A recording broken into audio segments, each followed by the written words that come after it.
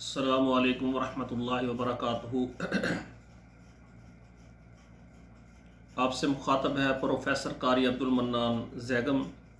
کتاب و حکمت یوٹیوب چینل پر آپ سے گزارش کر رہا ہوں کہ اللہ ذوالجلال کا ہمارے اوپر بہت بڑا احسان عظیم ہونے والا ہے کہ اللہ ذوالجلال کا مقدس مہینہ رمضان المبارک آ رہا ہے۔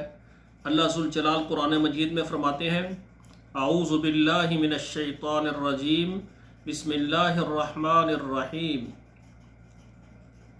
شہر رمضان الذی انزل فیہ القرآن۔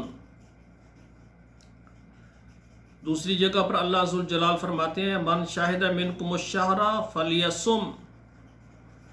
اللہ ذوالجلال نے قرآن مجید میں یہ فرمایا ہے کہ ہم نے قرآن مجید کو رمضان میں نازل فرمایا، اور اللہ ذوالجلال فرماتے ہیں جس کی زندگی میں رمضان آ جائے اس کے لیے لازم ہے، فرض ہے کہ وہ اس کے روزے رکھے۔ تو نبی علیہ الصلوۃ والسلام نے فرمایا من صام رمضان ایمانا واحتسابا غفر له ما تقدم من ذنبه۔ جو آدمی رمضان المبارک کا روزہ رکھتا ہے اللہ سے اجر لینے کے لیے، اللہ اس کے پچھلے سارے گناہ معاف فرما دیں گے۔ وَمَنْ قَامَ رَمَضَانَ إِيمَانًا وَاحْتِسَابًا غُفِرَ لَهُ مَا تَقَدَّمَ مِنْ ذَنبِهِ۔ اور جو رمضان المبارک میں نوافل پڑھتا ہے، تہجد کی نماز پڑھتا ہے، قیام کرتا ہے، نماز تراویح پڑھتا ہے، اس کے پچھلے سارے گناہ اللہ ذوالجلال معاف فرما دیتے ہیں۔ من قام لیلۃ القدر ایمانا واحتسابا غفر له ما تقدم من ذنبه۔ جو ایمان کے ساتھ، اس کے نامہ اعمال میں شرک نہ ہو، اللہ کے ساتھ ایمان رکھتا ہو اور لیلۃ القدر کی رات میں قیام کرے، اللہ اس کے پچھلے سارے گناہ معاف فرما دیتے ہیں۔ میرے بھائیوں، میری دعا ہے اللہ ذوالجلال ہمیں رمضان المبارک رحمتوں اور برکتوں والا مہینہ نصیب فرما، ہم اس میں روزے رکھیں اللہ کی رضا کے لیے۔ جن دائیں بائیں ہمارے جو گھر ہیں ان دیکھیں، ان کے گھر افطاری سحری کا انتظام کروائیں، آپ روزہ رکھیں، اچھے کھانے کھائیں، افطاری کریں، اچھے کھانے کھائیں۔ اور دائیں آپ کا جو ہمسایہ وہ بغیر کھانے کے پانی پی کر روزہ رکھتا ہے اور افطار کرتا ہے، آپ کے بائیں جانب آپ کا پڑوسی، آپ کے سامنے، آپ کے پیچھے، چار سمتیں، چار پڑوسی، ان کا خیال رکھیں۔ اور رسول اکرم صلی اللہ علیہ وآلہ وسلم نے فرمایا جب شوربے والا سالن پکائیں تو اس میں ذرا شوربہ زیادہ کر لو، ایک پیالی جو ہے، ایک پیالہ آپ ہمسایوں کے گھر میں بھیج دیں۔ تو میرے بھائیوں، رمضان میں آپ ہمارے وہ بھائی جو ضرورت مند ہیں، جن کے کاروبار کمزور ہیں، ان کے گزارے نہیں ہوتے، ان کے گھروں میں ساری افطاری کا انتظام کروائیں، اللہ آپ کے رزق میں، مال میں برکت عطا فرمائے گا۔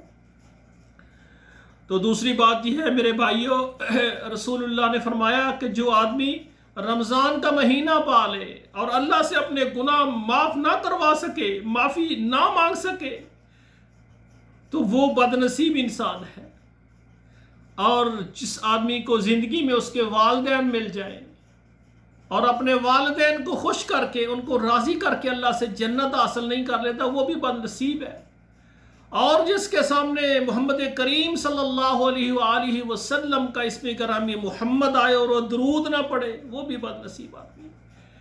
تو میرے بھائیوں، میری بہنوں، رمضان کے لیے اپنے آپ کو تیار کریں۔ رمضان سے پہلے آپ دیکھیں کہ پہلا روزہ جب ہوتا جائے تو روزے سے پہلے آپ نیت کر لیں، جب رمضان کا چاند نظر آ جائے آپ رات کو سب جتنے بھائی ہیں دائیں بائیں ان کے گھروں میں راشن پہنچائیں، ساری کے لیے، افطاری کے لیے۔ یہ بہت بڑا اجر ہے۔ آپ کسی کو روزہ رکھواتے ہیں یا کسی کی یا افطاری کرواتے ہیں، جتنا اس کو ثواب ہے اتنا افطاری کروانے والے کو، ساری کروانے والے کو اللہ ذوالجلال نے نہ روزہ رکھنے والے کے اجر میں کمی، نہ جس کو رکھوایا اس کے روزے کے اجر میں کمی۔ اللہ ذوالجلال اتنے رحیم و کریم ہے کہ اس مہینے کے اندر اللہ جنت کے 8 دروازے کھول دیتے ہیں، جہنم کے 7 دروازے اللہ بند فرما دیتے ہیں۔ اللہ کہتے ہیں نیکی کرنے والے اور بڑھ، زیادہ نیکی کر، اور گناہ کرنے والے اب تو رک جا، اب تو رک جا کہ میرا اتنا مکرم مہینہ آیا ہے، اس میں اب تو رک جا، اب تو میں نے جہنم کے دروازے بھی بند کر دیے ہیں اور کھولے جنت کی ہیں، تو بھی جنت کا حقدار بن جا۔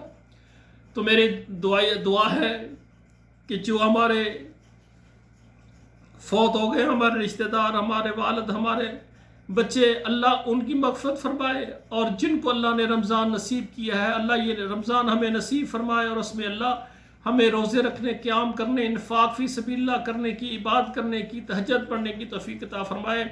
وما علی الا البلاغ المبین۔ والسلام علیکم ورحمۃ اللہ وبرکاتہ۔ سبحانک اللہم ربنا وبحمدک، اشہد ان لا الہ الا انت، استغفرک واتوب الیک۔